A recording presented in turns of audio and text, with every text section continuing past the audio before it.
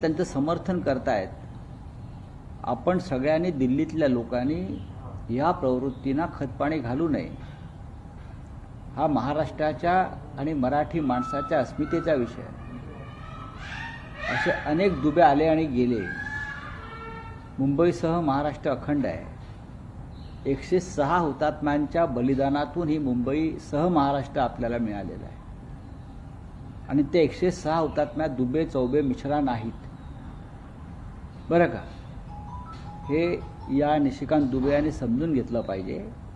छातीचा coat करून महाराष्ट्र लढला, मराठी माणूस लढला, गिरणी कामगार लढला, तेव्हा ही मुंबई मराठी माणसाला मिळाली।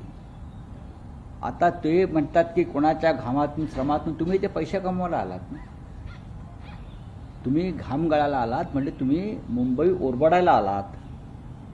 तुमच्या राज्यामध्ये नोकऱ्या उद्योग धंदे नसल्यामुळे तुम्ही मुंबईत आलात, नाहीतर तुम्ही कशा करताय?